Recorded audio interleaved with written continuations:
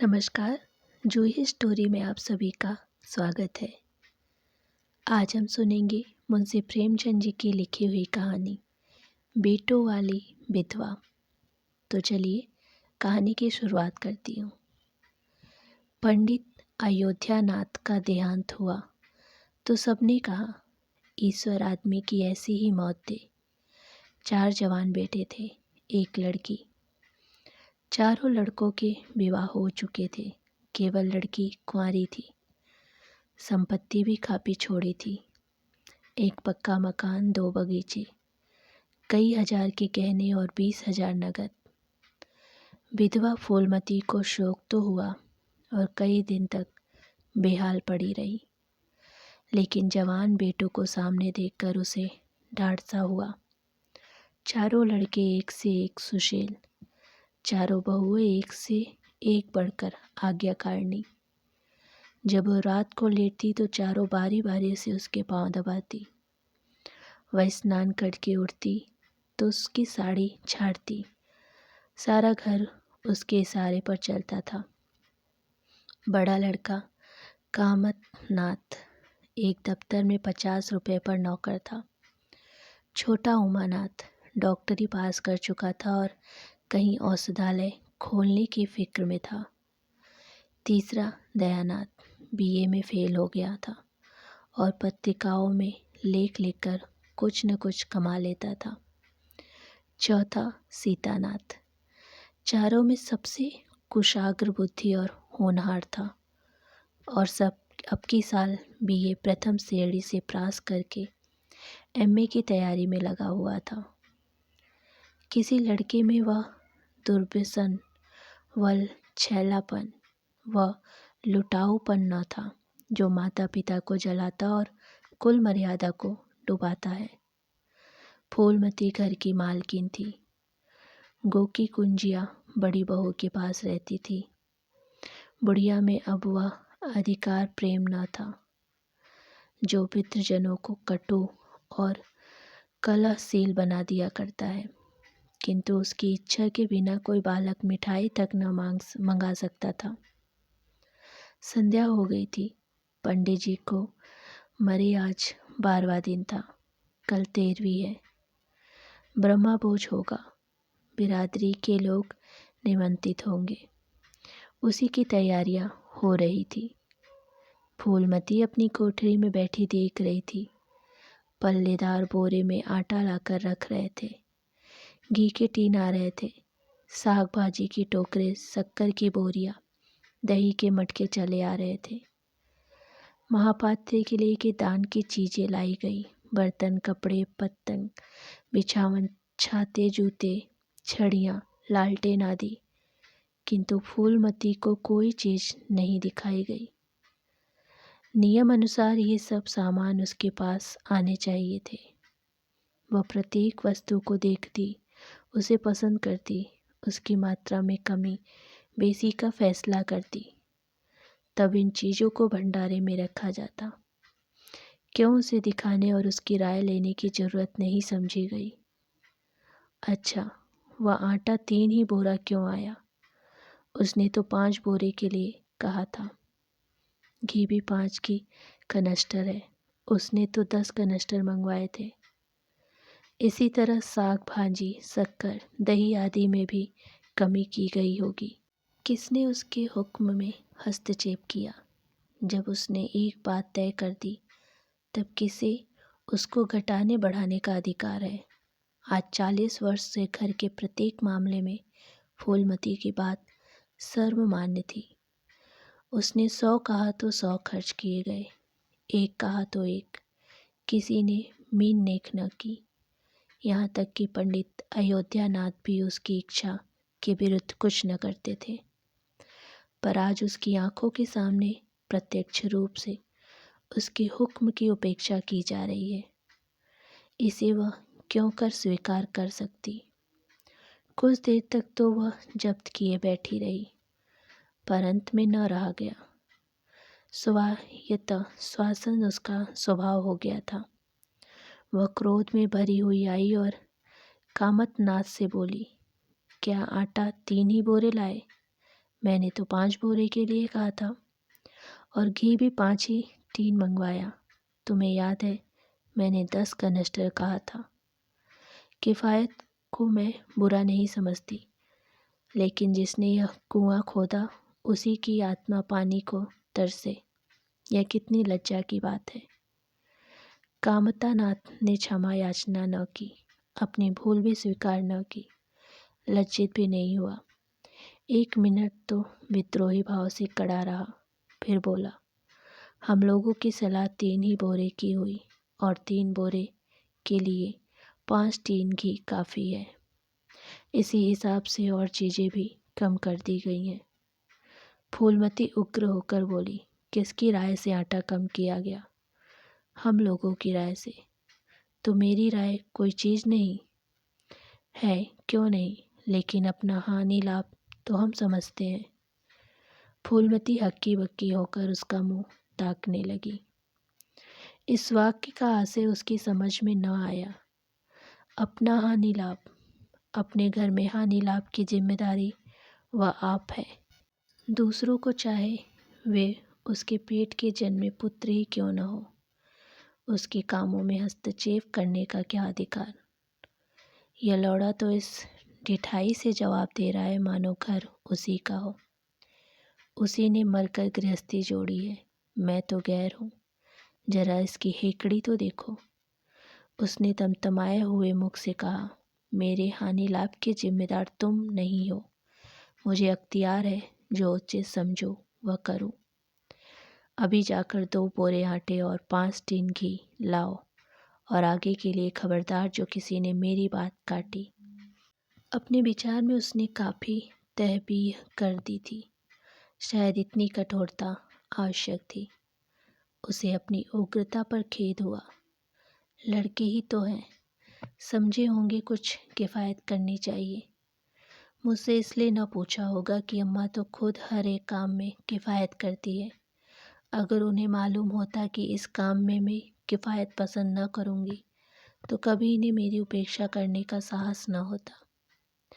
यद्यपि कामातनाथ अब भी उसी जगह खड़ा था और उसकी भावाभंगी से ऐसा ज्ञात होता था कि इस आज्ञा का पालन करने के लिए वह बहुत उत्सुक नहीं, पर फूलमती निश्चिंत होकर अपनी कोठरी में चली गई। इतनी तहबीह पर भी किसी को उसकी अवज्ञा करने की सामर्थ्य हो सकती है, इसकी संभावना का ध्यान भी उसे न आया।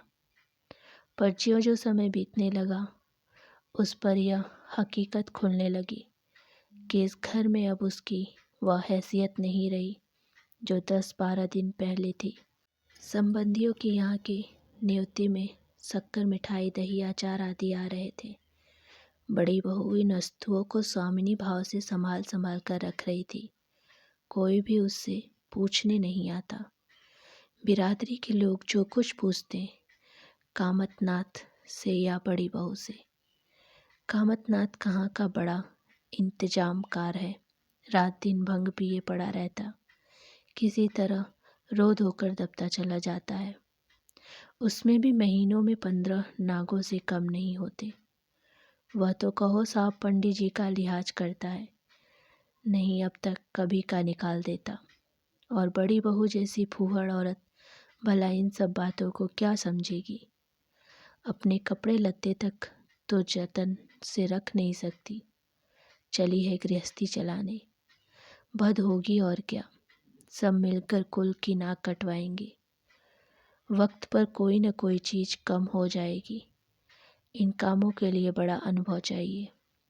कोई चीज़ तो इतनी बन जाएगी कि मारी मारी फिरेगी, कोई चीज़ इतनी कम बनेगी कि किसी पत्तल पर पहुंचेगी, किसी पर नहीं। आखिर इन सबों को हो क्या गया है? अच्छा, बहू तिजोरी क्यों खोल रही है? वह मेरी आज्ञा के बिना तिजोरी खोलने वाली कौन होती है? कुंजी उसके पास है अवश्य, लेकिन जब तक मैं रुपए न निकलवाऊं तिजोरी नहीं खुलेगी। आज तो इस तरह खोल रही है मानो मैं कुछ हूँ ही नहीं। यह मुझसे न बर्दाश्त होगा। वह झमक कर उठी और बहू के पास जाकर कठोर स्वर में बोली, तिजोरी क्यों खोलती हो बहू? मैंने तो खोलने को नहीं कहा, बड़ी बहू ने निसंकोच भाव से उत्तर दिया। बाजार से सामान आया है तो दाम न दिया जाएगा। कौन चीज़ किस भाव में आई है और कितनी आई है यह मुझे कुछ नहीं मालूम। जब तक हिसाब किताब न हो जाए रुपए कैसे दिए जाए। हिसाब किताब सब हो गया। किसने किया? अब मैं क्या जानूं किसने किया, जाकर मर्दों से पूछो। मुझे हुक्म मिला, रुपए लाकर दे दो तो रुपए लिए जाती हूँ। फूलमती खून का घूंट पी कर रह गई। इस वक्त बिगड़ने का अवसर न था। घर में मेहमान स्त्री पुरुष भरे हुए थे। अगर इस वक्त उसने लड़कों को डांटा तो लोग यही कहेंगे कि इनके घर में पंडित जी के मरते ही फूट पड़ गई। दिल पर पत्थर रखकर फिर अपनी कटोरी में चली गई। जब मेहमान विदा हो जाएंगे तब वह एक एक करके खबर लेगी। तब देखेगी कौन उसके सामने आता है और क्या कहता है। इनकी सारी चौकड़ी भुला दूंगी। किंतु कोठरी के एकांत में भी वह निश्चिंत न बैठी थी। सारी परिस्थिति को गिद्ध दृष्टि से देख रही थी। कहाँ सत्कार का कौन सा नियम भंग होता है, कहाँ मर्यादाओं की उपेक्षा की जाती है। भोज आरंभ हो गया। सारी बिरादरी एक साथ पतंग में बैठ गई। आंगन में मुश्किल से 200-300 आदमी बैठे थे। ये 500 आदमी इतनी सी जगह में कैसे बैठ जाएंगे? क्या आदमी के ऊपर आदमी बिठाए जाएंगे? 2 पंगतों में लोग बिठाए जाते तो क्या बुराई हो जाती? यही तो होता है। 12 बजे की जगह भोज 2 बजे समाप्त होता। मगर यहाँ तो सबको सोने की जल्दी पड़ी हुई है। किसी तरह यह भला सिर से टले और चैन से सो जाए। लोग कितने सट कर बैठे हुए हैं कि किसी को हिलने की भी जगह नहीं। पत्तल एक पर एक रखे हुए हैं। पूरियाँ ठंडी हो गई। लोग गरम गरम मांग रहे हैं। मैदे की पूरियाँ ठंडी होकर चिमड़ी हो जाती है। रसोइये को कड़ाव पर से न जाने क्यों उठा दिया गया। यही सब बातें नाक काटने की है। सहसा शोर मचा। तरकारियों में नमक नहीं। बड़ी बहू जल्दी जल्दी नमक पीसने लगी। फूलमती क्रोध के मारे होठ चबा रही थी, पर इस अवसर पर मुंह न खोल सकती थी। नमक पीसा और पत्तलों पर डाला गया। इतने में फिर शोर मचा। पानी गर्म है, ठंडा पानी लाओ। ठंडे पानी का कोई प्रबंध न था। बर्फ भी न मंगाई गई।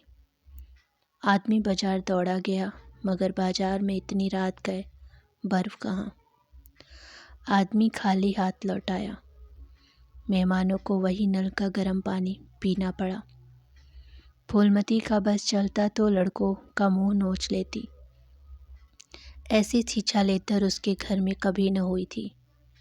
उस पर सब मालिक बनने को लिए मरते हैं। बर्फ जैसी जरूरी चीज़ मंगवाने की भी किसी को सुधि न थी। सुधि कहाँ से रहे जब किसी को गप लड़ाने से फुर्सत न मिले। मेहमान अपने दिल में क्या कहेंगे कि चले हैं बिरादरी को भोज देने और घर में बर्फ नहीं है। अच्छा, फिर यह हलचल क्यों मच गई? अरे, लोग पंगत से उठे जा रहे हैं, क्या मामला है? फूलमती उदासीन न रह सकी। कोठरी से निकलकर बरामदे में आई और कामता नाच से पूछा, क्या बात हो गई लल्ला, लोग उठे क्यों जा रहे हैं? कामता ने कोई जवाब न दिया। वहाँ से खिसक गया। फूलमती झुंझला कर रह गई। सहसा कहारिन मिल गई। फूलमती ने उससे भी यह प्रश्न किया। मालूम हुआ कि किसी के शोरबे में मरी हुई चूहिया निकल आई। फूलमती चित्रलिखित सी वहीं खड़ी रह गई। भीतर ऐसा उबाल उठा कि दीवार से सिर लटका दे। अब आगे भोज का प्रबंध करने चले थे। इस फूहड़पन की कोई हद है? कितने आदमियों का धर्म सत्यानाश हो गया। फिर पंगत क्यों न उठ जाए? आंखों से देखकर अपना धर्म कौन गंवाएगा? सारा किया धरा मिट्टी में मिल गया। सैकड़ों रुपए पर पानी फिर गया। बदनामी हुई वह अलग। मेहमान उठ चुके थे, पत्तलों पर खाना ज्यों का त्यों पड़ा हुआ था। चारों लड़के आंगन में लज्जित खड़े थे, एक दूसरे को इल्जाम दे रहे थे। बड़ी बहू अपनी देवरानी पर बिगड़ रही थी। देवरानियां सारा दोष कुमुद के सिर डालती थी। कुमुद खड़ी रो रही थी। उसी वक्त फूलमती झल्लाई हुई आकर बोली, मुंह में काली लगी कि नहीं, या भी कुछ कसर बाकी है। डूब मरो सबके सब जाकर चुल्लू भर पानी में। शहर में कहीं मुंह दिखाने लायक भी नहीं रहे। किसी लड़की के जवान न दिया। फूलमती और भी प्रचंड होकर बोली, तुम लोगों को क्या, किसी को शर्म हया तो है नहीं। आत्मा तो उनकी रो रही है जिन्होंने अपनी जिंदगी घर की मर्जाद बनाने में खराब कर दी। उनकी पवित्र आत्मा को तुमने यूं कलंकित किया। शहर में थूथी थूथी हो रही है। अब कोई तुम्हारे द्वार पर पेशाब करने को न आएगा। कामतानाथ कुछ देर तक तो चुपचाप खड़ा सुनता रहा। आके झुल्ला कर बोला, अच्छा आप चुप रहो अम्मा, भूल हुई, हम सब मानते हैं, बड़ी भयंकर भूल हुई। लेकिन अब क्या उसके लिए घर के प्राणियों को हलाल कर डालोगी? सभी से भूलें होती है। आदमी पछता कर रह जाता है, किसी की जान तो नहीं मारी जाती। बड़ी बहू ने अपनी सफाई दी। हम क्या जानते थे कि बीबी को मुझसे इतना सा काम भी न होगा। इन्हें चाहिए था कि देखकर तरकारी कड़ाव में डालती। टोकरी उठाकर कड़ाव में डाल दी, हमारा क्या दोष। कामतानाथ ने पत्नी को डांटा, इसमें न कुमुद का कसूर है, न तुम्हारा न मेरा। संयोग की बात है, बदनामी भाग्य में लिखी थी वह हुई। इतने बड़े भोज में एक एक मुट्ठी तरकारी कड़ाव में नहीं डाली जाती, टोकरे की टोकरे उड़ेल दिए जाते हैं। कभी कभी ऐसी दुर्घटना होती है, पर इसमें कैसी जगहसाई और कैसी नकटाई। तुम खामखा जले पर नमक छिड़कती हो। फूलमती ने दांत पीसकर कहा, शर्माते तो नहीं, उल्टे और बेहयाई की बातें करते हो। कामतनान ने निसंकोच होकर कहा, शर्माऊं क्यों, किसी की चोरी की है? चीनी में चींटे और आटे में घुन, यह नहीं देखे जाते। पहले हमारी निगाह न पड़ी, बस यही बात बिगड़ गई। नहीं चुपके से चुहिया निकाल फेंक देते, किसी को खबर भी न होती। फूलमती ने चकित होकर कहा, क्या कहता है? मरी चुहिया खिलाकर सबका धर्म बिगाड़ देता। कामता हंसकर बोला, क्या पुराने जमाने की बातें करती हो अम्मा? इन बातों से धर्म नहीं जाता। ये धर्मात्मा लोग जो पत्तल पर से उठ गए, इनमें से कौन है जो भेड़ बकरी का मांस नहीं खाता हो? तालाब के कछुए और घोंघे तक को किसी से बचते नहीं। जरा सी चुहिया में क्या रखा था? फूलमती को ऐसा प्रतीत हुआ कि अब प्रलय आने में बहुत देर नहीं है। जब पढ़े लिखे आदमियों के मन में ऐसे अधार्मिक भाव आने लगे, तो फिर धर्म की भगवान ही रक्षा करे। अपना सा मुंह लेकर चली गई। 2 महीने गुजर गए। रात का समय है। चारों भाई दिन में काम से छुट्टी पाकर कमरे में बैठे गपशप कर रहे थे। बड़ी बहू भी षड्यंत्र में शरीक है। कुमुद के विवाह का प्रश्न छिड़ा हुआ है। कामतानाथ ने मसनद पर टेक लगाते हुए कहा, दादा की बात दादा के साथ गई। पंडित विद्वान भी हैं और कुलीन भी होंगे, लेकिन जो आदमी अपनी विद्या और कुलीनता को रुपयों पर बेचे, वह नीच है। ऐसे नीच आदमी के लड़के से हम कुमुद का विवाह सेत में भी न करेंगे। 5,000 तो दूर की बात है। उसे बताओ धता और किसी दूसरे वर की तलाश करो।